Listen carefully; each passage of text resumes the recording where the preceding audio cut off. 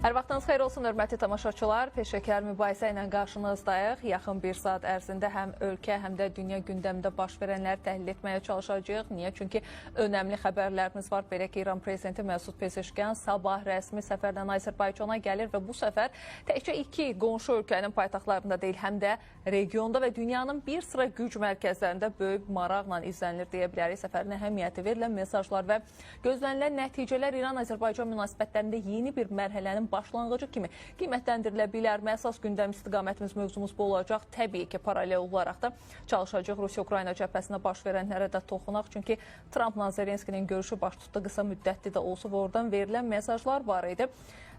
Ukrayna nəyəsə razılığa gəldi, ancaq Avropa ölkələri bundan heç də razı kimi görünmür. Bütün bunların fonunda danışacağımız çox şeylər var. İstəyirəm bir peşəkar mübahisə aparaq. Peşəkarlarımızla bəs qonaqlarımız kimlərdir? Onları sizə təqdim edim.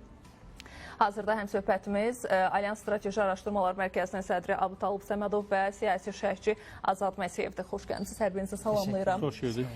Az öncə də elə elan etdiyim kimi ilkin olaraq başlayaq Azərbaycana olunan səfərlərdən. Düzü bu həftə çox səfərlərlə yadda qaldı deyə bilərik. Həm Avropadan gələn nümayəndələr olsun, Avropa İttifaqının nümayəndəsi Kaya Kallas olsun, ATƏT-in baş katibinin Azərbaycana səfər olsun və Azərbaycandan Çinə olunan səfərlər. Bunlara da bir qədər sonra ayrıca toxunacaq, bir nəzər yetirərik. Ancaq istəyirəm ilkin olaraq başlayaq. Sabah önəmli tarixlərdən biridir ki, İran prezidenti Pezeşkiyan Azərbaycana gələcək. Kifayət qədər də böyük bir heyətlə deyə bilərik. Biz nə gözləyirik Pezeşkiyanın Azərbaycan səfərindən? Sizdən başlayaq Azad bəy. Əvvəla onu qeyd edelim ki, İran bizim əzəli və əbədi qonşumuzdur, böyük qonşumuzdur. Azərbaycan xarici siyasət doktrinasında balanslaşdırıcı siyasətə üstünlük verir. Eyni zamanda qonşularla dinc yanaşı yaşama prinsipinə əməl edir və bunu da beynəlxalq hüquq müstəvisində həyata keçirməsində maraqlıdır. İran, açığı deyim ki, yaxın şərqdə elə bir vəziyyət yaranıb ki, bu və ya digər formada İran bu burlanın içindədir. Yəni, yaxın şərqdə baş verən hadisələr dolayısıyla İrana da təsir edir. İran vəziyyətdən çıxış üçün bütün vasitələrdən istifadə edir. O cümlədən də qonşuları olan Azərbaycandan da. Azərbaycana da prezidentin səfəri təsadüfi deyil. Hesab edirəm ki, bu səfər iki dövlət arasında münasibətlərin yaxşılaşdırılmasına hesablanacaq və hansısa bir anlaşılmazlıq baş verirsə, ona da aydınlıq gələcək. Amma ona baxmayaraq, məsələdə mən bir qədər geniş istəyirəm buna aydınlıq gətirək. Bildiyiniz kimi, Azərbaycan prezidenti bir çox sahələrdə təşəbbüs göstərib və dövlətlər arası münasibətin yaxşılaşdırılmasında nümunə təşəbbüs göstərib və xüsusilə də Türkiyə-İsrail məsələsində də bir vasitəçi olubdur. Yəni, vaxtilə bu baş verən gərginliyi aradan qaldırılmaqda bir vasitəçi olubdur. Hesab edirəm ki, İran-İsrail məsələsində də bir təşəbbüs göstərə bilər. Çünki Azərbaycanla İsrail arasında bir dostluq münasibəti var. Və mətbuatda da belə bir informasiya getdi ki, yaxın vaxtlarda İsrailin baş naziri Azərbaycana səfərdə gözlənilir. Hesab edirəm ki, Azərbaycan prezidenti, Azərbaycan bu məsələdə vasitəçilik eləyə bilər İsrail-İran arasında bir münasibətlərin yumşalmasına doğru bir addım atıla bilər. Çünki yaxın şərqdə baş verən, xüsusilə də İranda baş verən hadisə bu və ya digər formata Azərbaycana da təsir eləyə bilər. Əgər İran münaqişəyə cəlb olunarsa, müharibə İran arasında baş verərsə, orada bizim soydaşlarımız var, 50 milyona yaxın Azərbaycan soydaşlarımız var.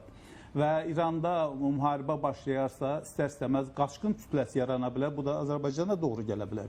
Eyni zamanda qonşuda bir gərginlik, müharibə əhval-ruhiyyəsi yaranırsa, onu istər-istəməz psixoloji olaraq, iqtisadi olaraq, siyasi olaraq qonşulara da sıçrayır, yəni təsir edir. O baxımdan İranda müharibənin baş verməsi bizim də maraqlarımıza uyğun deyil. Ona görə ki, o bəhd edilmiş soydaşlarımız var, bu və ya digər formada Azərbaycana da təsir eləyə bilər. Hesab edirəm ki, İran prezidentinin Azərbaycana gəlməsi iki dövlət arasında münasibətləri yaxşılaşdırılmağa doğru bir addım atıla bilər.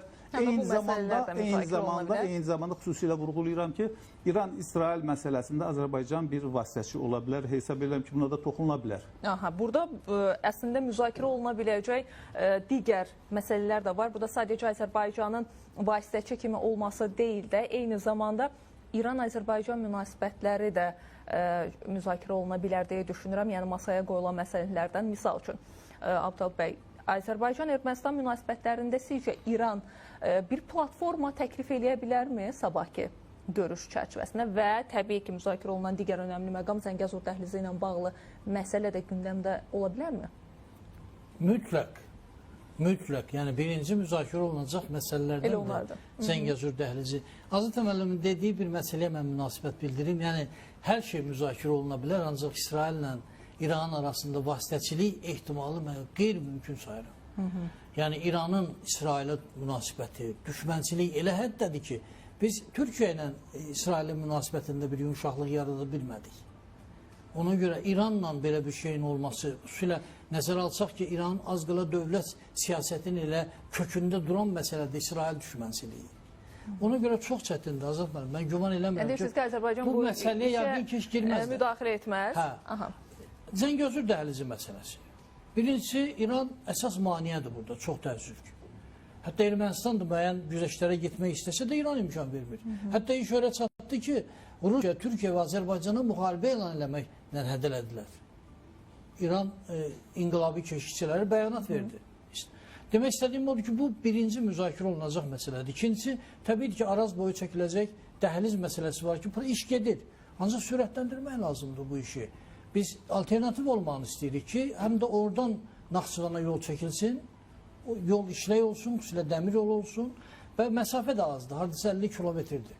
Ermənistan arasında 43'dür, oradan 50, mən hesab edirəm ki, pis variant deyil bu. Reş Astara dəmir yolunu yekunlaşdırmaq lazımdır. Şimal-cənub nəqliyyat dəhlizinin işinə çox ciddi maneədir. Təsəvvür edin, neçə illərdir İran bu prosesi ilə gedir. 500 milyona da kredit də verdi. Sonra Rusya da öz yardımını göstərdi. Yenə də təbiidir ki, bu da yüklən həcmini azaldır. Mövqeyini dəyişə bilərmi Zəngəzur dəhlizi ilə bağlı məqamda? Nəzərə alsaq ki, həmişə deyir ki, bizim qırmızı xəttimizdir deyə. Çox təəssüf yox. Ona görə mən bu səfərin İran-Azərbaycan münasibətlərinə çox kəskin deyək ki, dəyişikliyə gətirəcəyini inanmıram. Sözünüzə bəyanatlar verilə bilər. Bax, yəqin xatırlayırsınız, bundan əvvəlki prezidentin son günlərində, son görüşdə Azərbaycanla bizim aramıza heç kim girə bilməz dedi. Az qala dostluğumuzun əbədi olmağından danışdı. Ancaq sonra nə oldu? Nəticə hələ ki olmadı. İndi burada da misal üçün vəziyyət belədir ki, dostluq bəyanatları verilə bilər. İran müəyyən qədər ritorikasını dəyişə bilər. Ancaq nə qədər ki İran Azərbaycanın müstəqillik siyasətini, müstəqil xəttini qəbul eləmir. Hər şeydə istəyir ki, ona müdaxilə eləsin. Təbii ki, qeyri-mümkün. Üstəlik Ermənistanla təlim keçirdib, sonra Azərbaycana gəlib və dostluqdan danışmağın özü də biraz, mən hesab edirəm ki, çətindir. Üstəlik, deməli, Azərbaycan-Ermənistan danışıqlarında İranın bir vasitəçi kimi olmaq, mən bunu yəni, üstəgəl 3 platformasını mən əslində nəzərdə tuturdum. Üstəgəl 3 platforması, baxın, Moskvada görüş oldu, ikinci görüş İranda keçirildi, üçüncü Türkiyədə keçirilməlidir, neçə ildir görürsünüz, toplanmırlar. Yəni bu platformanın imkanları məhduddur təbii ki. Ancaq tək başına İranın vasitəsi olması ümumiyyətlə qeyri-mümkün. Siz necə düşünürsünüz Azad bəy? Zəngəzur məsələsi İranın heç bir adiyyəti yoxdur. Birincisi Zəngəzur dəhlizi məsələsi üç dövlətin imzaladığı bir sənəd var ortada, 10 noyabr sənədi. Orada Rusiya prezidenti, Azərbaycan prezidenti və Ermənistan baş nazirinin imzası var. Yəni bu dəhliz açılarsa İrana nə edə bilər? Biz indiyə qədər onsuz da bunu deyirik əslində Azad bəy. Sadəcə İran bu müxtəlif bəyanatlar verməkdə də məqsədi ondan ibarətdir ki, İran çalışır ki, bu dəhliz, yəni orta dəhlizin bir qanadı olan Zəngəzur dəhlizi İran ərazisindən Avropaya nəqliyyat daşılsın. Təbii ki, bu dəhliz İran ərazisindən keçərsə, İran həm iqtisadi baxımdan, həm də siyasi baxımdan rıçaqlar əldə edir. Yəni İranın davası, marağı bundadır. O da təbii qəbul etmək lazımdır. Ancaq Zəngəzur dəhlizinin açılması İranın heç bir adiyyəti yoxdur. Birincisi, bu ərazidə, bəxt dedim ki, üç dövlət başçıları imzası var. Ermənistan özlərinə öhdəlik götürür. Bu dəhlizin Zəngəzur yoluna, Naxçıvandan Türkiyə və digər bölgələrə çıxmağı İrana heç bir adiyyəti yoxdur. Sadəcə İran çalışır ki, öz dövlət və milli maraqlarından çıxış eləsin və Araz dəhlizi işə düşdü. Təbii ki, o dəhlizin də hələ açılması bir qədər ləngiyir. Amma hesab edirəm ki, Zəngəzur dəhlizi hansı üzünə olursa olsun açılacaq və bu Azərbaycanın maraqlarına uyğun olan bir dəhliz olacaq. O ki, qaldı 3+3 formatı məsələsinə. Təbiidir ki, 3+3 formatı regionun inkişafı və təhlükəsizliyi üçün irəliyə atılan bir ideyadır. Hesab edirəm, bu ideya hələ köhnəlməyib və perspektivada gözlənilən məsələdir. Ona görə bu mexanizm işə düşmür ki, Ermənistan-Azərbaycan arasında sülh sazişi yoxdur. Çünki bu 3+3 formatı işə düşərsə, başda Birləşmiş Ştatlar olmaqla Qərbin Cənubi Qafqaza girməsi bir qədər məhdudlaşa bilər. Amma əslində gündəmdədir, yəni platformalar bir formada təklif olunur. Misal üçün Gürcüstan üzərindən bunu danışsaq, misal üçün orada nümayəndələr görüşdü, Tbilisi görüşündə təklif olundu ki, sülh danışıqlarına məhz Gürcüstan da təklif eləyə bilər, yəni platforma olaraq. Nəzərə alsaq, mayın 9-u da var. Bəli. Yəni orada da Rusiya platforması mümkün ehtimal, yəni gündəmə gələ bilər. Ona görə ola bilərmi ki, sülh sazişinin imzalanması real deyil. Birincisi, gəlin baxaq, Paşinyan üzdə sülhdən danışsa da erməni xalqı bu sülhün əleyhinədir. Xatırlatmaq istəyirəm. Bu yaxınlarda Azərbaycan bayrağı ilə Türkiyənin bayrağını İrəvanda yandırdılar. Yəni bu nəyi nümayiş elədi? Azərbaycana qarşı bir nifrətin nümayişidir. Eyni zamanda Paşinyan bəyan elədi ki, bu təxribatdır. Sual meydənin, təxribat isə bu təxribatçılara qarşı niyə cinayət iş açılmadı? Yəni, əgər bu cinayət açılardısa, biz Paşinyanın həqiqi mənada, sözün həqiqi mənasında düşüncələrində, dediklərində bir həqiqət olduğuna inanardıq ki, bəli, bu sülhə maraqlıdır.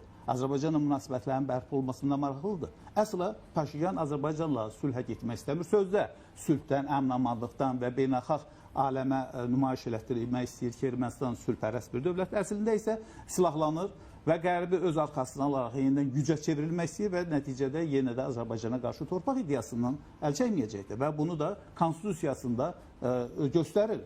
Əgər bu studiyada bir neçə dəfə demişik, bunun deməyə yenə də məqam var. Əgər sözün həqiqi mənasında Paşinyan sülhdən danışmağa getmək istəyirsə, mütləq şəkildə birinci addımı referendum keçməlidir. Amma referendum Paşinyanın istəyi ilə deyil, xalqın iradəsindəndir. Bəli, onların məsuliyyətinə qoyulur. Erməni xalqı Azərbaycanla sülhə getmək istəmir. O bayraqların da yandırılması buna bariz nümunədir. Aha, bu arada siz qeyd elədiniz ki, mən İran mövzusuna bir də qayıdacağam. Sırf bu mövzunu Azad bəy açdığı üçün davam etdirmək istəyirəm ki, Paşinyan niyə icazə verir revanşistlərə yenidən alovlansın deyə. Yəni, hazır onlara qarşı, əgər səmimidirsə Azərbaycana qarşı, onlara qarşı müxtəlif bir tədbir görə bilərdi deyirsiniz. Elə deyilmi Azad bəy? Ola bilərmi ki, məhz Paşinyan bu cür mühitdən özü yaxın gələcəkdə istifadə etsin deyə heç bir müdaxilə etmir? Ola bilərmi? Yəni, revanşistləri sakitləşdirmək, onları cəzalandırmaq Paşinyanın da özünün işinə yaramır. Yox, daha çox gücü çatmır. Paşinyanın reytingi günü-gündən düşür. Və çox aşağı səviyyədədir. İctimai ilə hesablaşmaq məcburiyyətindədir və erməni xalqı Azad müəllim düz dedi. Böyük əksəriyyəti revanşistlərdir. Hələ də ayılmayıblar. Hələ də hesab edirlər ki, Qarabağa qayıda bilərlər. Hələ də hesab edirlər ki, Qarabağı bəlkə də yenə birləşdirə bilərlər. Yox, sözləri istəməlidir. Özləri istəməlidir ki, o qərar ləğv olunsun, preambula dəyişilsin, müstəqillik haqqında bəyannamədən o müddəa çıxarılsın. Əgər sülh istəyirsənsə, bunu istəməlisən. Çünki sən elan edirsən ki, Qarabağla Ermənistan birləşib. Və bunun konstitusiyanda istinad var burada, preambulada. Demək istədiyim odur ki, Paşinyan ictimai rəydən ayrı düşür. Paşinyanın düşündüklərini erməni ictimaiyyəti qəbul eləmir. Xoşbəxtlik ondadır ki, rəqibi yoxdur. Özünü nüfuzdan salmış, korrupsiya meyilli, Ermənistanı dağıtmış Sarkisyan, sonra Koçaryan lap nüfussuzlar. Ortaya bir ağıllı adam çıxsa, Paşinyanın seçkini udmaq şansı yoxdur. Ona görə çox ehtiyatla hərəkət eləyir. Yoxsa bəyanatlar da göstərir, reallıq da göstərir. Yəni bunun üçün çox ağıllı olmağa da ehtiyac yoxdur ki, Azərbaycana qarşı revanşizm niyyətləri fəlakətlə nəticələnə bilər. Və yeri gəlmişkən, müstəqillik haqqında bəyannamə barədə dediyi sözlər də onun bu vəziyyəti başa düşdüyünü göstərir. Deyir, bu dövlətçilik əleyhinə yönəlmiş bəyannamədir. Əslində qalsa, bu müstəqillik bəyannaməsi deyil, müstəqillik əleyhinə olan bəyannamədir. Bunu demək, mən sizə deyim ki, çox çətindir. Ancaq deyir, eləməyə gücü çatmır. Bəli, görək ümumiyyətcə əməldə necə olacaq. Qaydaq istəyirəm yenə İran məsələsinə. Düzdür, biz gözləyirik Pezeşkiyan gəlsin, Azərbaycana müxtəlif layihələr üzərində danışıqlar keçirilsin, görüşlər olsun. Bunlar çox müsbət addımlardır, lap yaxşı. Ancaq nəzərə alsaq ki, biz İranda hakimiyyət dairələri ilə mühafizəkar qruplar arasında bəzi fikir ayrılıqları var. Biz çox görmüşük Azərbaycan olan qərəzli yanaşmaları, bəyanatların hər birini. Mümkündürmü ki, indi bu səfərin ardınca məhz İranda o mühafizəkar qüvvələr, hətta Sepah vasitəsilə də deyə bilərik, Azərbaycana qarşı hansısa bir addım atılsın, yəni qərəzli formada. Yəni yazılar ola bilər, bəyanatlarla çıxış oluna bilər və ya hansısa kiçik bir addımlar da ola bilər.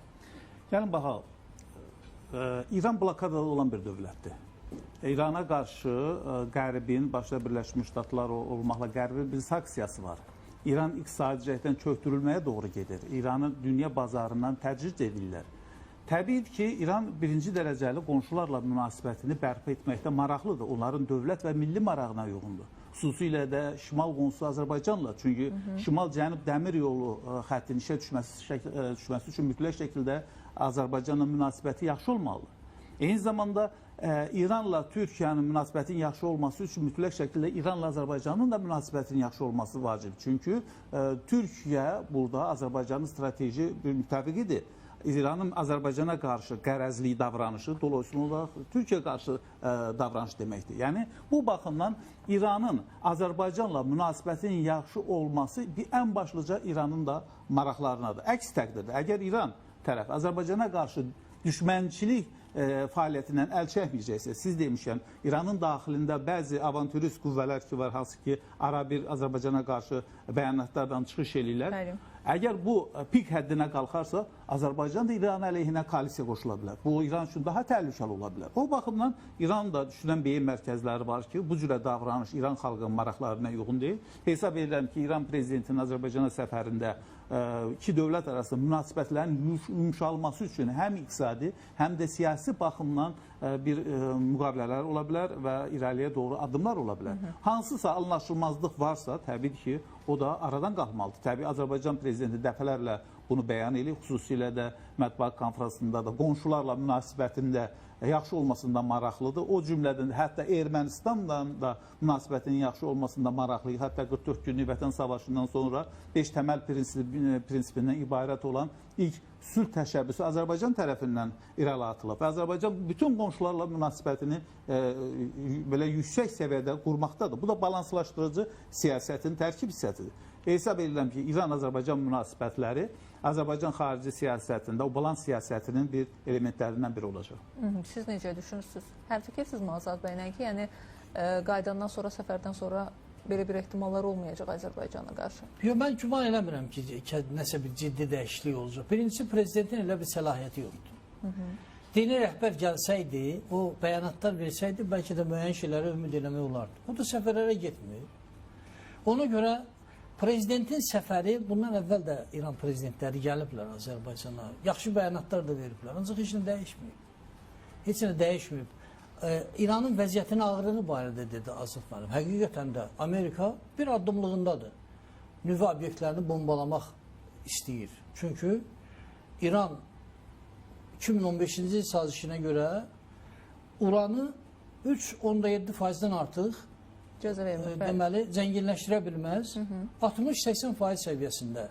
Yəni, nüvə silahı yaratmağa da 90% zənginləşdirməyə ehtiyac var. Sən niyə o qədər zənginləşdiribsən? Nəyə ehtiyac var? Əgər sənin atom elektrik stansiyalarında yanacaq üçün lazımsa, bunun üçün konkret rəqam var. 3,7. Və indi elə Amerikanın tələbi də budur ki, 67%-dən artıq zənginləşdirməməlisən. Və ümid eləyək ki, bu məsələdə bir razılığa gəlmək mümkün olsun. Bütün hallarda İran ağır vəziyyətdədir. İran ağır vəziyyətdədir. İranın qonşularla dostluq münasibətlərinə ehtiyacı var. Ancaq bu ehtiyac təzə yaranmayıb ki, bu ehtiyac həmişə olub. Ancaq dostluq eləməyib. Çox təəssüf ki, eləməyiblər dostluq. Və bundan da görünür, faydalanan müəyyən qruplar var ki, o qruplar da dövlətdə kifayət qədər nüfuzlu olduqlarına görə bu siyasət davam edir və Pezeşkan səfərinin nəyisə dəyişəcəyinə ümid etməzsiniz. Olsa iqtisadi layihələrdə biraz irəliləyişlər olur. Ola bilər. Bu arada düzdür biz platformalardan danışdıq. Bir qədər öncə qısa toxundum mən. Mayın 9-u tarixi ilə bağlı Paşinyan da dəvət olunub ora, bildiyiniz kimi. Paşinyana sual veriblər ki, məhz orada Moskvada hansısa bir sülhün imzalanması mümkündürmü deyə, o da deyib ki, mən şərh verməyəcəm bundan bağlı. Nələsin qalsa deyib. Bəli. İndi onu bilmək istəyirəm. Sizin təhlilləriniz necədir? Mümkündürmü belə bir ehtimal? Bəlkə mən çıxışımda dedim ki, erməni xalqı sülhə razı deyil. Təbiidir ki, Paşinyanın Moskvaya səfəri, Moskvada sülh sazişinin imzalanması Tembolu Paşinyan tərəfindən qətiyyən mümkün deyil. Çünki Paşinyanı hakimiyyətə gətirən dairələr Paşinyan qarşısında məsələni qoyub ki, Rusiyanın Cənubi Qafqazı, xüsusilə də Ermənistanda nüfuzunu zəifləşmək. Bəli. Və Paşinyan da açıq siyasəti buna yönəlib. Bu Rusiyada bu sənədin sülh sazişinin imzalanması Paşinyanın heç cürə getməyəcək. Ona görə ki, Paşinyan idarə edən qüvvələr var, Paşinyan müstəqil deyil. İkinci də Ermənistan bu sülh sazişinə hazır deyil. Çünki Azərbaycanın konstruktiv təklifi var. Yəni bir də bir şey deyək də, sülh sazişinin təməl prinsipi nədir? İki dövlət bir-birinin ərazi bütövlüyünü tanımaqdır. Amma Ermənistan rəsmi şəkildə Azərbaycan ərazisini öz konstitusiyasından tanımır.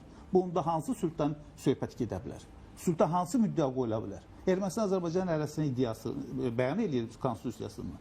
O baxımdan Ermənistan üzərinə bir öhdəlik götürməlidir. Bu Azərbaycanın həm beynəlxalq hüquq prinsiplərindən, eyni zamanda siyasi reallıq baxımından qoyduğu tələbləri həyata keçirməlidir. Yəni referendum keçib konstitusiyasında dəyişiklik eləməlidir.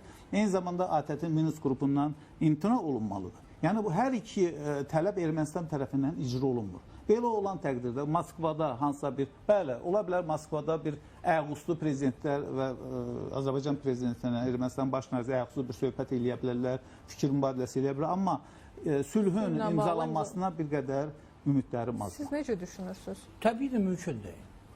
Mümkün deyil. Əgər kiminsə vasitəçiliyi ilə bu işi görmək lazımsa, Trump Nobel sülh mükafatına namizəd olan Amerika prezidenti bu məqamı gözləyir. Və buna çox ağır da münasibət bildirər, qəbul eləməz, düzür. Bizə də lazımdır ki, Trump'ı özümüzə qarşı qaldıraq. Xüsusilə də Fransa icazə verməz ona geçsin, öyle imzalarsın. Üstəlik, sərhəddə əgər imzalamaq hazır olsa, sərhəddə imzalayarıq, ən yaxşısı da bu olar.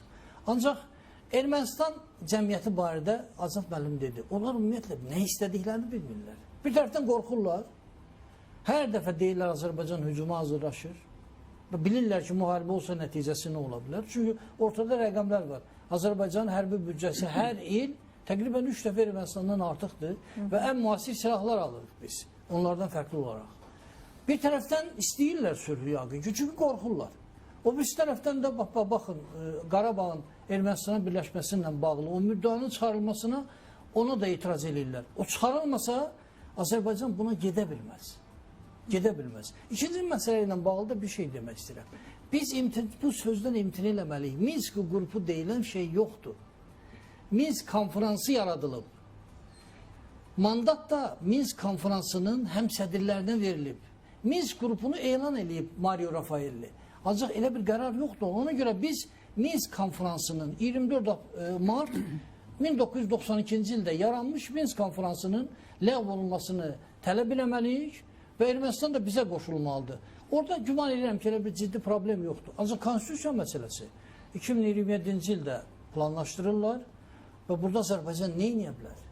Onların konstitusiya məhkəməsinin qərarına əsas götürüb biz buna getsək, Paşinyan əbədi deyil, sabah başqası gəlib, başqa mövqe ortaya bilər. Ona görə biz təbii ki, heç nə edə bilmərik. Nə qədər istəsək də çox təəssüf ki, sazişin imzalanmasına gedə bilmərik. Bu arada Rusiyadan danışdıq, Makron məsələsini də vurğuladı Azad bəy ki, ola bilər ki, Fransada müəyyən bir formada müdaxilə edə bilər ki, Moskvada bu görüş olmasın və s. Ancaq nəzərə alsaq ki, Fransanın da o qədər əvvəlki gücü deyil, Makron da ki, ümumiyyətlə sözümün canı nədir, nəyə gətirirəm əsas məsələni? Vatikanda Donald Trumpla Zelenski arasında başdan qısa müddət, bir 15 dəqiqəlik görüşdən söhbət gedir. O görüşlə bağlı kadrları böyük ehtimalla izləyirsiniz. Bəli, 3 stulun olduğu deyildi və məhz bu stulda da Makronun oturacağı deyilmişdi. İndi də yenidən bir məlumat çıxıb ki, məhz orada Trumpla Emmanuel Macron arasında baş tutan bir diyaloqda onun mətni çıxdı. Belə bir fikir işlətdi ki, Donald Trump ki, bu görüş təkbətək görüş olacaq, sənin burada yerin yoxdur, mənə bir yaxşılıq et və buradan get deyə Donald Trumpın məhz Makrona dediyi ifadələrin bundan ibarət olduğu deyildi. Məhz bu səbəbdən də görüş iki tərəfli, yəni təkbətək görüş olaraq keçirildi. Yəni görürük ki, Makron da sayan yoxdur əslində burada. İstəyirəm bunun üzərində də bir qədər dayanaq. Çünki önəmli məqamdır. Trumpın Krımla bağlı verdiyi açıqlamadan sonra belə bir görüşün keçirilməsi də önəmlidir və ardınca da Zelenskinin razılıq verməsi də önəmlidir deyə düşünürəm. Təhlil eləyək biraz Rusiya-Ukrayna cəbhəsini və 15 dəqiqəlik görüşü. Əslində Rusiya-Ukrayna münaqişəsi Birləşmiş Ştatların bir strategiyasının tərkib hissəsidir. Bildiyiniz kimi müharibə başlama ərəfəsində Birləşmiş Ştatlar və Avropa Birliyi, ümumilikdə Birləşmiş Ştatlar, NATO eyni mövqedən çıxış edirdilər. Açıq şəkildə Zelenskiyə dəstək, hərbi, iqtisadi, siyasi bütün vasitələrdən Zelenskiyə bir qaz verdilər, həvəsləndirdilər, ortaya qoydular, Ukraynanı cəhənnəmə çevirdilər. İndi isə Trump gəldi hakimiyyətə, açıq deyir ki, bu mənim müharibəm deyil, axmaq Bidenin müharibəsidir, amma sual meydana gelir. Biden kim idi? Amerikan prezidenti idi. Və sən kimsən? Sən Amerikan prezidentisən. Yəni Bidenin hakimiyyətinin varisisən. Yəni Amerikanın amma nəzərə alsaq ki, fərqli qolların adamlarıdır, Azad bəy, o məsuliyyətini daşıyır mı? Yox, gəl belə daşıyaq. Elə sual, yəni məsuliyyət daşıyır mı? Bəli, məsuliyyət daşıyır. Niyə görə? Onda Almaniya desin ki, Hitler Yahudiləri qırdı, Hitlerdən təzminat alın, Alman xalqının nə günahı var burada? Görürsünüz, bugün Almaniya Yahudilərə təzminat verir soyqırıma görə. Yəni dövlət, xalq məsuliyyət daşıyır bu məsələdə. Yəni Trump Biden hakimiyyətinin varisidir. İndi isə Trump'ın mövqeyi, baxışı ilə Avropanın baxışı arasında bir ziddiyyət var. Trump'ın bəyanatlarından belə görükür ki, bu münaqişədə atəşkəs əldə eləsin, amma Avropanın bəzi dövlətlər, xüsusilə də Fransa, Zelenskiyə yenə qaz verir, Zelenskiyi yenə də qızışdırırlar ki, atəşkəs olmasın. Təbiidir ki, Avropanın bəzi dövlətləri, xüsusilə başda Fransa olmaqla, Bidenin bəyanatlarına, təşəbbüsünə qarşı mövqe nümayiş etdilər. Təbiidir ki, bu da Bidenin xoşuna gəlməyəcəkdir. Üzr istəmək Trump'ın. Trump özü də bir qədər prinsipal adamdır, sözü üzə deyən adamdır. Yəni burada çəkinəcəyi yox bir şey deyil. Açıq şəkildə də elə o həmən masadan Makronu qovdu. Bunu bu cür deyirəm. Sözün həqiqi mənasında qovdu. Yəni çox gec işindən məşğul qoy söhbətimiz eləyir. Təbiidir ki, Zelenski orada da bir başa salmaq istədi ki, daşı tök ətəyindən reallığı qəbul elə. Yəni reallıq da bundan ibarətdir ki, Rusiya Ukraynanın 20-25% ərazisinə nəzarət edir, günü-gündən irəliləyir. Bu münaqişədə atəşkəs əldə edilməsə Rusiya bir qədər irəliləyəcək. Nəticə itibarilə Ukrayna xalqı daha çox əziyyət çəkəcək, daha çox itirən Ukrayna tərəfi olacaq. Sadəcə Zelenski Fransa tərəfindən, Almaniya və Böyük Britaniya və digər dövlətlər tərəfindən qızışdırılaraq münaqişənin, atəşkəsin əldə edilməsində maraqlı deyil. Bax, bu baxımdan Trump 15 dəqiqəlik görüşdə də yəqin ki, Trump Zelenskiyə başa salıb ki, orta bir varianta gəlməlisən, atəşkəsə getməlisən. Amma bu qədər məsumdur mu Azad bəyin dediyi şəkildə? Yəni Birləşmiş Ştatların Ukrayna haqqında olan mövqeyi, yəni biz də fərqindəyik, amma vəziyyət budur, sən buna getməsən, yoxsa məcbur mu qoyuldu? Məsələn ki, Ukrayna sən bu variantı seçməlisən. Təbii ki, məcbur edir. Məşhur Ağ Ev davasının ən üstündəydi. Zelenski atəşkəsə getmək istəmirdi. Putinlə müqavilə bağlamaq olmaz deyirdi. Məni 25 dəfə alladım. Niyə 25 dəfəyə imkan verir? Belə bir ikisi kifayət idi ki, başa düşsün ki, üçüncüyə getmək olmaz. Ancaq sonradan qovulandan sonra müraciət elədi ki, mən sənin liderliyin altında sülh danışıqlarına getməyə hazıram. Çünki onu məcbur etdi Avropa ölkələri. Açıq şəkildə və sonuncu ultimatum Trump'ın deyir ki, əgər tərəflər sülhə getməsələr, biz çəkilirik. Sən onda kimi cəzalandırırsan? Kim getmir sülhə? Əgər Rusiya getmirsə, niyə çəkilirsən? Rusiyanı cəzalandırmaq lazımdır.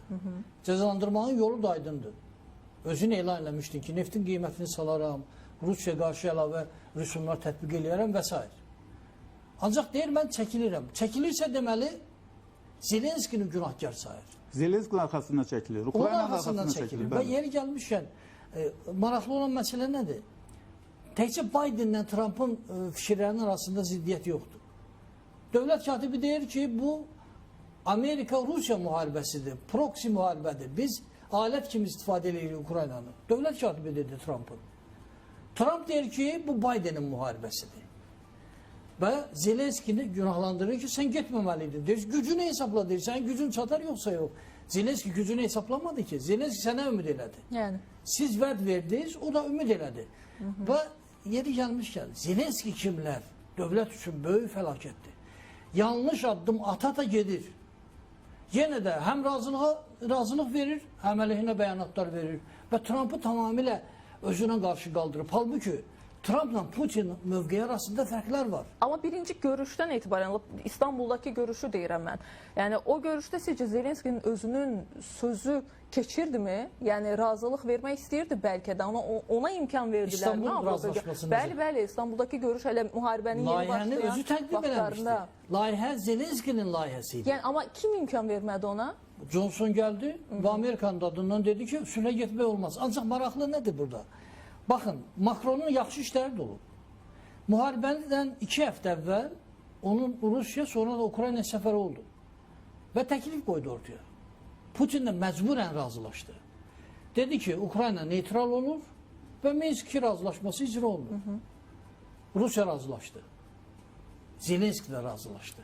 Ancaq deməli, fevralda Almaniyada görüşdülər. İmkan vermədilər. Ukrayna imtina, bax fikir verin.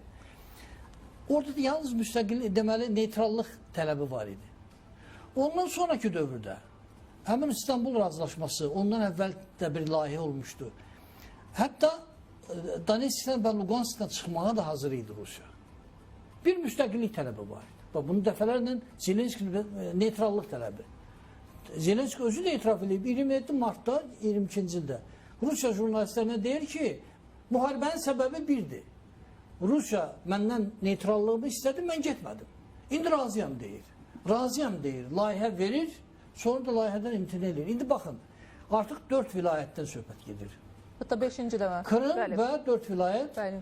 Rusiyanın yarısı deməli, faktiki olaraq hamısından imtina eləməlidir və onu geri qaytarmaq da qeyri-mümkündür. Amma burada Avropa ölkələri düzdür. Vaşinqtondakı görüşdən sonra Zelenskini məcbur elədilər ki, gedib təzədən razı salmalısan Birləşmiş Ştatları ki, bu onsuz mümkün deyil bu məsələ. İndi dünən o günkü görüşdən sonra, yəni 15 dəqiqəlik bir görüşdən sonra indi bu 6 Avropa ölkəsi, Böyük Britaniya, Fransa, Çexiya, Latviya, Litva, Estoniya qalxıblar ayağa ki, biz razı deyilik, sən niyə razılıq veribsən? Yəni narazılıqlarını bildiriblər Zelenskiyə ki, atəşkəsə, müvəqqəti atəşkəsə gedib və başqa tələblər də var təbii ki, Krımla bağlı məsələsi var, NATO ilə bağlı ki, ümumiyyətlə bu məsələ aradan qaldırılmalıdır, heç müzakirə olunmamalıdır deyə. Əvvəl onu qeyd edib ki, Zelenski müstəqil siyasətçi deyil, o Ukrayna xalqının maraqlarına yox, qərbin maraqlarına xidmət edir. İkinci, atəşkəsdən danışılır, amma atəşkəs növbəti hərbi əməliyyatın başlanması üçün bir time-outdur. Biz bu atəşkəs barəsində çox eşitmişik, çox görmüşük. 30 il Azərbaycanla Ermənistan arasında atəşkəs var idi. Yaxın şərqdə İsrail-Fələstin arasında çox atəşkəslər olur. Yəni atəşkəs sülh demək deyil.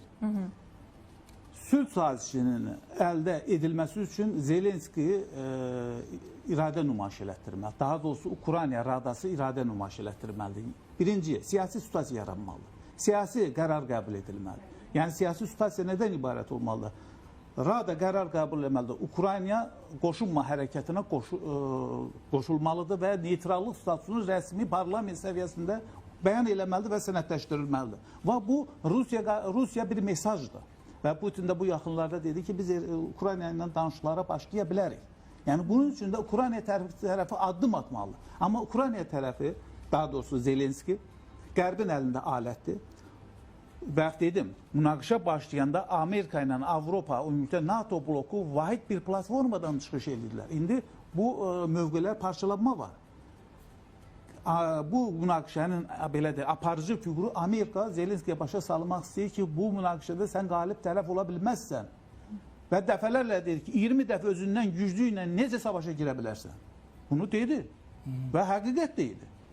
Biz burada bu studiyada dəfələrlə hər müharibə başlamazdan qabaq deyir ki, bu münaqişə baş verəcək və Rusiya tankları harada dayanacaq, bunu heç kim qarant verə bilməz. Amma Zelenski bir dövlət başçısı olaraq Ukrayna xalqını cəhənnəmə sürüklədi. Nəticədə Ukraynanın 20-25% ərazisi gedir. Özü də bu Amma Avropaya, Birləşmiş Ştatlara etibar edib də bu işə girdi axı. Hər halda Rusiyanın fərqində elə deyilmi? Bir dəqiqə. Yəni Zelenski başa düşmür ki, onu alət kimi istifadə edib Rusiyanın əleyhinə qaldırırlar. Bu bacara bilməz. Baxın, Bəli, Ukrayna ərazisində Rusiya-NATO savaşı gedir. Rusiya-Ukrayna savaşı deyil. Sadəcə poligon Ukraynada. Bu savaşda NATO bloku məğlub olur. Bunu etiraf eləməlidirlər. İkinci, bu ərazilər ki var 20-25% ərazi Rusiya hərbisi nəzarət edir. Bu Ukraynanın təbii sərvətlərinin 70% bu ərazidə var. Yəni Ukrayna bu sərvətlərdən əlini üzməlidir.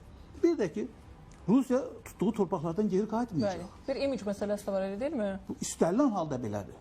Orada nə qədər insanlar qırılıb, nə qədər vəsaitlər xərclənib, bu hansı ağıldan geri çəkilə bilər? Bu çəkilməyəcək. Ukraynanın da, nə də NATO-nun da imkanı yoxdur ki, Rusiyanı Ukrayna ərazisindən çıxarsın.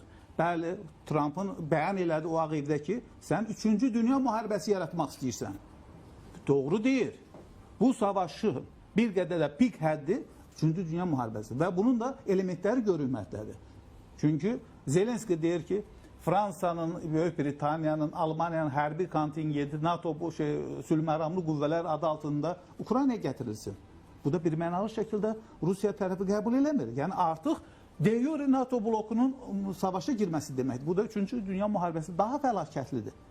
Ona görə də Zelenski, Ukrayna, Rusiya arasında gedən bu savaşda mütləq şəkildə Ukrayna tərəfi siyasi iradə nümayiş etdirməlidir və yeri siyasi situasiya yaratmalı. Və bu da Radanın qərarı ilə bağlıdır. Çünki Zelenskinin legitimliyi Putin tərəfindən qəbul edilmir.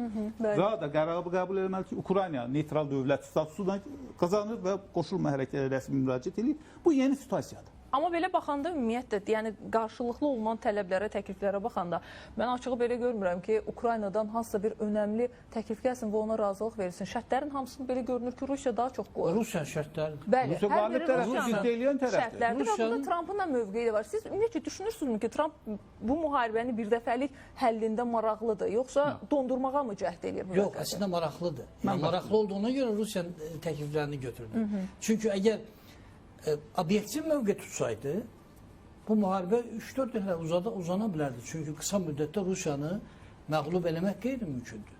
İndi Rusiya NATO müharibəsi mi gedir? Təbii ki, getmir. Zelenski istəyirdi getsin. Və Putin özü də etiraf elədi. Makronla görüşdə dedi ki, NATO Rusiya ilə müharibə eləsə biz gücümüz çatmaz dedi. Çünki NATO bizdən güclüdür. Ancaq NATO müharibə eləmədi. O görüntünü yarattı və Ukraynada elə təsəvvür yaratdı ki, mən sənə kömək eləyirəm. Ancaq yalnız müdafiə olunmaq üçün kömək elədi. Baxın, 2022-ci ilin sentyabr-noyabr aylarında Ukraynanın əks hücumu çox uğurlu oldu. 80.000 kvadrat kilometrə yaxın ərazini azad elədi. Sonra Rusiya nüvə silahından hədələdi, Amerika dedi dayan. Və yardımları da azaltdılar. Demək istədiyim budur ki, məqsəd əgər Ukraynanın qalib gəlməsi olsaydı, yəqin ki, daha ciddi kömək eləyərdilər və təsiri də olardı, açığı. Ancaq bu bir tərəfdən də elə Amerikanın ən dürüst siyasətçisidir Trump. Amerika məqsədlərini qoyur ortaya ki, bizim məqsədimiz sənin qalib gəlməyin deyil, biz qazanmaq istəyirik. Birinci mərhələdə Biden qazandı, Rusiya zəiflədi, Rusiya geri qaldı, Rusiyanın böyük gənclər ordusu qırıldı və çox ciddi zərbə dəydi Rusiya. Hər cəhətdən, iqtisadi cəhətdən də, hərbi cəhətdən də. Ancaq Rusiya dayandı. Niyə dayandı? Çünki Amerikanın siyasəti buna imkan verdi. Biraz köməyi artırsaydılar, bax fikir verin. Amerika ilə Avropanın birgə yardımı 200 milyard dollardır. Zelenskinin dediyi və qəbul edirlər. Avropanın təkcə Rusiya neft qaz məhsullarına görə verdiyi pul 240 milyarddır. 240 milyard dollar sən Rusiya verirsən ki, get silah al, get silahla. Sənin məqsədin müharibə eləmək üçün bu qədər pulu niyə verirsən Rusiya? Bax, bu cür siyasət gətirdi buna çıxardı. İndi vəziyyət nə cürdür? Zelenskini məcbur edirlər ki, sən deyək ki, mən ateşkisə getmək istəyirəm, bunu deyir. Rusiya ateşkisə getmək istəmir axı. Çünki Rusiya məqsədi daha çox ərazilər işğal eləməkdir və hələ imkanı da var, hələ gedir qabağa. Üstəlik, Primakov doktrinası deyilən bir şey var idi ki, Novorossiya və Moldova bizim olmalıdır. Novorossiyanın da Rusiyanın olması üçün Odessa qalıb. Bütövlüklə Qara dənizdən Ukraynanı təcrid eləmək və sonra Moldova. İndi ən azından istəyir ki, Odessanı da tutsun, bütünlüklə o əraziləri tutsun və inzibati sərhədlərə geçsin, çıxsın. Nə qədər imkan verər? Ancaq Trump da ziddiyyətə getmək istəmir. Trampı qarşısını da almaq istəmir. Ona görə Əslində belə görünür, Rusiya çox şey əldə eləyib, yəni ona sərf eləyə biləcək. İştah diş altında. Bəli, Biraz istəyir altında. daha da. Bəli. Artıq olsa lap yaxşı, olmasa da bundan da kifayətlənərik kimi bir imic Və indi yaradır. onun verdiyi təklif nədir? Verdiyi təklif nədir? Deyir ki, mən hər kimlə olursa olsun sülh danışıqlarında ateşkəs demir. Müharibə gedə-gedə sülh danışıqlarına mən razıyam deyir. İndi danışıqlarını uzadıb, biraz da artıq torpaq işğal eləmək istəyir. Ancaq artıq müharibənin taleyi həll olunub və Ukrayna bunu başa düşməlidir. Zelenski dərk eləməlidir ki, kifayət qədər fəlakət gətirdi Ukraynanın başına. Artıq şansı yoxdur. Mütləq formada buna Avropanın da ona kömək getməlidir. eləmək imkanı yoxdur. Amma burada bir məsələ də var. Trump istəyir ki, bu 100 gün içərisində, hakimiyyətin 100 gün içərisində bu məsələni həll eləsin. Bilmirəm nə qədər mümkünlüyü var, onu da sizdən eşitmək istəyərəm. Digər bir tərəfdən də Qərb də təzyiq göstərir. Az öncə də qeyd elədik ki, sən buna razılığa getməməlisən. İndi ikili arasında qalıb Ukrayna bilmir neynəsin və qısa müddətdə də bunu həll olunmalıdır. Siz ümumiyyətlə düşünürsünüzmü ki, bu 100 gün tamamlanana qədər bu məsələ öz həllini tapa bilər deyə? Mən çıxışımın önündə qeyd elədim ki, Rusiya-Ukrayna savaşı Birləşmiş Ştatların strateji plan tərkibsiz. Birləşmiş Ştatların strategiyası nədir? Birləşmiş Ştatların strategiyası ondan ibarətdir ki, Birləşmiş Ştatlar imperatoruna təhlükə yaradan bütün amilləri qarşı alınmalıdır. Kimin hakimiyyətə gəlməsindən asılı olmalı? İstər respublikaçılar, istərsə də demokratlar bu strategiya qorunmalı. Əgər bu strategiya qorunmayacaqsa, həmin şəxsin hakimiyyəti uzun ömürlü ola bilməz. Bəs sual verdiniz ki, Trump istəyirmi? Trump bu münaqişənin həllində görüntü yaradır. Məqsəd Avropa ilə Rusiya arasında savaşın bir müddətdə getməsində maraqlıdır. Ona görə ki, Amerikan imperatorluğuna təhlükə yaradan 3 amil var. Onlardan biri Rusiya hərbi gücünə görə təhlükə yaradır, Çin iqtisadi gücünə təhlükə yaradır, Avropanın pul vaidi olan Avro maliyyə gücünə görə Amerikan imperatorluğuna təhlükə yaradır. Yəni siz o fikirdəsiniz ki, dondurulmağın tərəfdarıdır Trump? Məsələ müharibənin dondurulması, sülhün əldə edilməsi deyil, növbəti hərbi əməliyyatların, daha kəskin hərbi əməliyyatların başlanması deməkdir. Bu baxımdan Rusiyanı allatmaq istəyirlər. Yəni atəşkəs elə, atəşkəs eləyəndə Ukraynanın əli hərbi cəhətdən yenidən gücləndirilə bilər, Ukrayna yenidən səfərbər oluna bilər və növbəti hərbi əməliyyat başlayarsa Rusiya daha çox kəskin zərbələr deyə bilər. Çünki sanksiyalar altında məruz olan Rusiya dirçəltmək üçün yeni zərbələr lazımdır. Bu ikinci, bəxt dedim, niyə görə Avropa ilə Rusiya arasında münaqişənin olmasında Amerika maraqlıdır? Çünki Avropa ilə Rusiya arasında gərginliyin yaranması Avropa iqtisadiyyatının çökməsi deyil və bunun da fonunda Avropanın pul vaidi olan Avro dünya bazarında zəifləyə bilər. Çünki Amerikanın pul vaidi olan dollara Avro təhlükə yaradır. Məsələ bundadır ki, Amerikan strategiyası qorunmalı. Əgər Trump bu strategiya qorunmasa, Trumpın hakimiyyəti uzun ömrü ola bilməz. Bəli, bu strategiyanın qorunmaq üçün Biden hərbi münaqişə yaratdı. Bu hərbi münaqişəsinin fonunda Amerika öz maraqlarını həyata keçirir. Trump isə iqtisadi xaos yaradır. Fikir verirsiniz, 185 dövlətə tarif tətbiq eləmək istəyir. Çinlə hədələmək, Çini hədələmək istəyir və ilaxır və ilaxır. Və bəli, Biden Rusiyanı Ukrayna savaşına gətirməklə Rusiyanı hərbi cəhətdən zəiflədir. Burada iqtisadi sanksiyalar işə düşdü. Slavyan xalqlar arasında düşmənçilik toxumu yaratdı. Avropa ilə Rusiyanın əlaqəsi açıldı və mən bir dəfə demişəm, yenə təkrar edirəm. Bu münaqişə başlamazdan qabaq Avropanın 600 milyard dollar Rusiyada sərmayəsi var. Bu sərmayə Rusiya iqtisadiyyatını dirçəldirdi. Bunu Amerikan iqtisadçıları, ekspertlər gözəl bilirdi. Və xüsusilə də Şimal Axını 2 kəmərinin işə düşməsində Amerika çox narahat idi. Sualım idi, niyə? Çünki iqtisadiyyatın inkişafı üçün 2 əsas şərt var. Enerji və xammal. Avropaya bu 2 element Rusiyadan gəlirdi. Buna görə də Ukrayna münaqişəsi yarandı. Rusiya ilə Avropanın əlaqəsi kəsildi. Rusiya böyük sanksiyalar tətbiq olundu, iqtisadiyyatdan zəiflətmə, dünya iqtisadiyyatından tərcih eləmək. Yəni Amerikanın məqsədi Trump'ın verdiyi bəyanatlar görüntüsü sözdə bu münaqişəni dayandırmaqdır. Bəli, münaqişənin dayandırılması Rusiyanın əleyhinədir. Çünki Rusiyanın növbəti təliyə salınır. Hətta bir şey deyim, Minsk qrupu razılaşması var idi. Donetsk, Lugansk problemi sülh yolundan həll üçün razılıq var idi. Fransa, Böyük Britaniya, səfərləməsi Rusiya imza atmışdı bu sənətə. Merkel nə dedi? Biz vaxt qazandıq bu müqaviləni imzalamaqla Ukraynanı silahlandırmağa. Yəni növbəti bir tələdir. Yəni atəşkəsin əldə edilməsi Rusiyaya qarşı bir tələdir.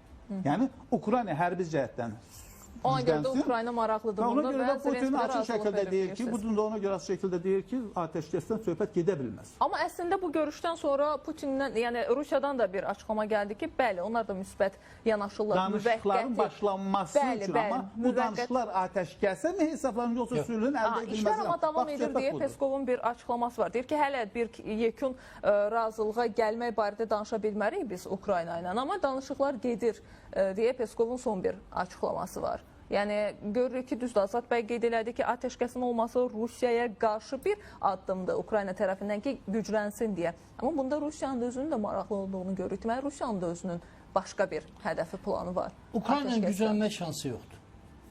Güclənmək şansı yoxdur, çünki həm Amerika, həm Avropa yardım elədiyi dövrdə 2023-2024 heç bir addım da qabağa gedə bilmədilər. Artıq Rusiya təşəbbüsü ələ almışdı və göz qabağındaydı ki, yardımlar xeyli artırılmalıdır ki, Ukrayna irəliləyə bilsin. Bunu da Amerika Birləşmiş Ştatları və Avropa eləmədi. İndi əgər Amerika çəkilsə, çünki atəşkəs olsa, Amerika Ukraynanı silahlandırmayacaq. Belə bir öhdəlik götürməlidir. Yoxsa Rusiya təbii ki, getməz buna.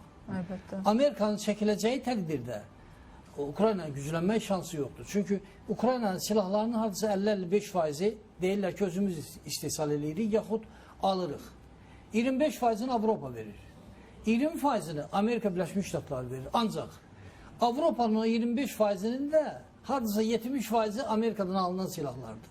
Yəni Amerika silah vermək istəməsə, Ukraynanın heç bir şansı yoxdur. Avropa nə qədər desən pul da verə bilər ki, onu da vermək fikirləri yoxdur. Hətta versələr də pulla müharibə eləmirlər ki, silah alınmalıdır. Silah alınmalıdır və Amerikan silahları vazkeçilməz silahlardır.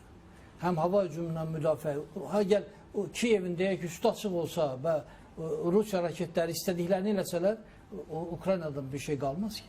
Bu arada yenə bir açıqlama gəlib Avropa Komissiyasının müdafiə məsələləri üzrə şəxslə, yəni komissarından ki, Rusiyanın əsas qorxusu alyansın hücumu deyil, yəni NATO'nun Rusiyaya hücumu deyil, NATO'nun Ukraynanın növbəti işğallardan qorumağıdır.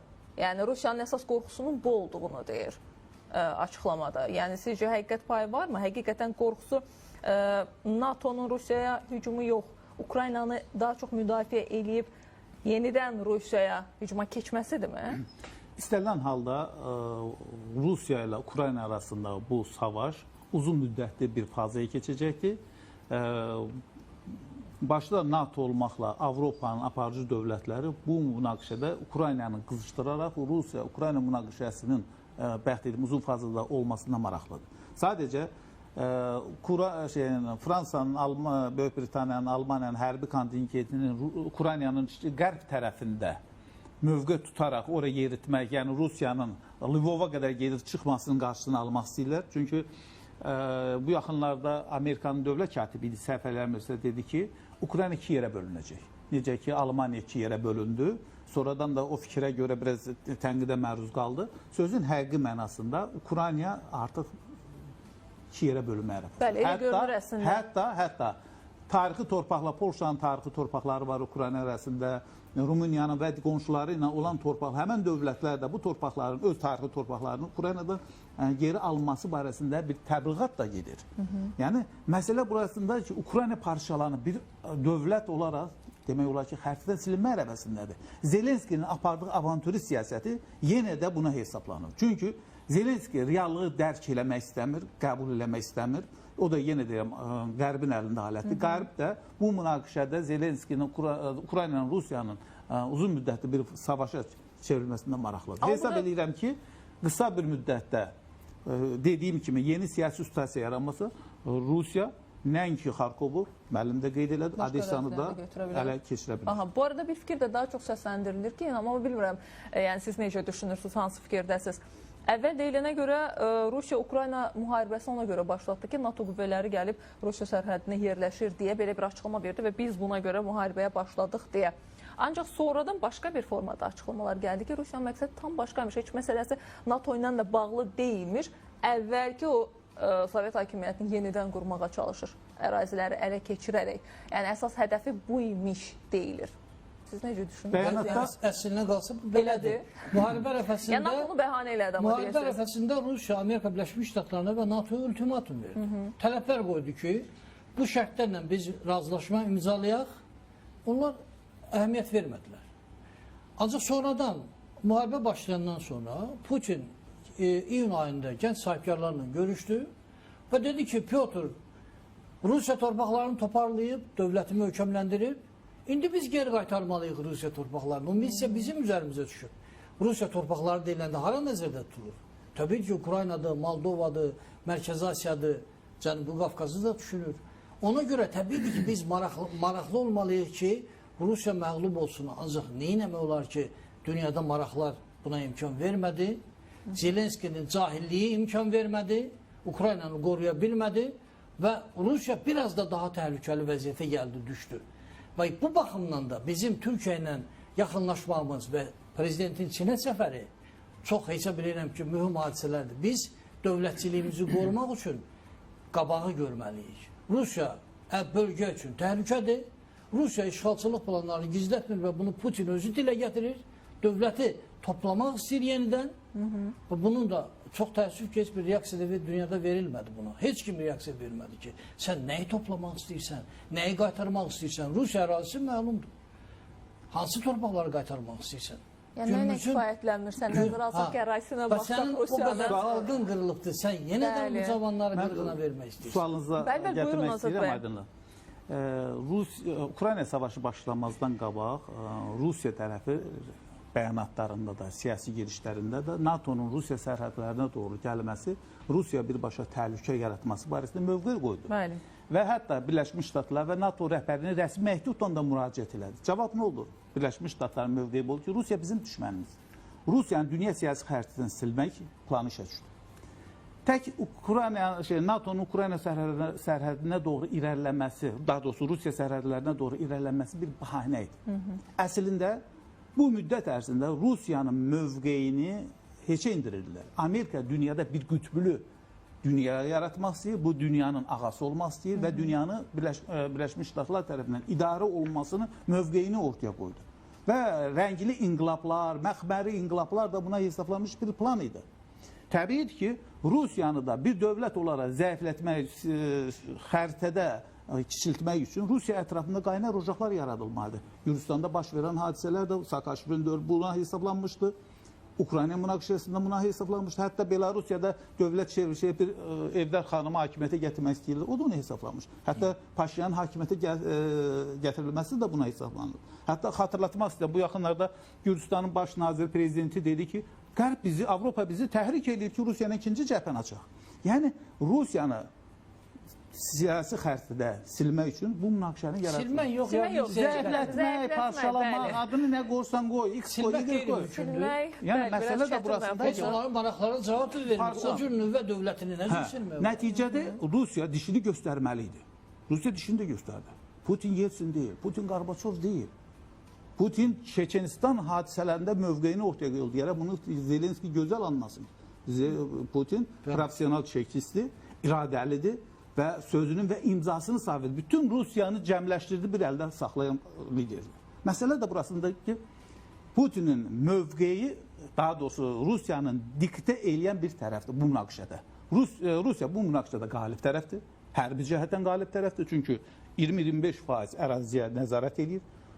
Bəxt dedim, Ukrayna ərazisində NATO savaşı gedir, NATO-Rusiya savaşı gedir. Bunu biz Ukrayna verilən dəstəkdə görürük. İstər hərbi, istər iqtisadi, istər siyasi, istər psixoloji müharibə, istər kəşfiyyat məlumatı və eləxil və eləxil. Bu münaqişədə Rusiya hərbi cəhətdən üstünlük əldə edir. İkinci, Rusiya siyasi cəhətdən diktə eləyən tərəfdir. Artıq Avropa ilə Birləşmiş Ştatlar arasında fikir ayrılığı yaranıb bu münaqişədə. Rusiya iqtisadi cəhətdən qalib tərəfdir. Ona görə bəxt dedim, 70% Ukraynanın xam malına nəzarət edir. Tutsaydı, tutacaq da. Çünki bəxt dedim, Odessiyada çıxacaq, əgər Zelenski ağıllanmasa. Təşəkkür edirəm. Minnətdaram sizə. Sağ olun. Çox geniş və maraqlı təhlilləriniz üçün. Təşəkkürlər bir daha studiya qonağımız olduğunuz üçün. Bir daha xatırladım, hörmətli tamaşaçılar. Həmsöhbətlərimiz kimlərdən ibarət idi? Siyasi şərhçi Azad Məsiyev və Alyans Strateji Araşdırmalar Mərkəzinin sədri Abtalov Səmədov bizimlə idi. Bir saata yaxın bir müddətdə həm regionla bağlı məsələləri, Pezeşkiyanın sabah gözlənilən səfər üzərindən bir qədər təhlil apardıq. Digər bir tərəfdən təbii ki, Rusiya-Ukrayna cəbhəsi də önəmli idi. Tramp-Zelenski 15 dəqiqəlik görüşünün yekunu nə ola bilər? Rusiyanın əsas hədəfi nədir? Qazanan kim olacaq burada ümumiyyətlə? Rusiya, Ukrayna və Birləşmiş Ştatlar üçlüyündə bunu bir qədər müzakirə etdik peşəkarlarımızdan. Hələ ki, müzakirəmizi burada yekunlaşdıraq. Yenilənən mövzularla qarşınızda olacaq. O vaxtda kimi özünüzə yaxşı baxın. Görüşərik. Hələlik.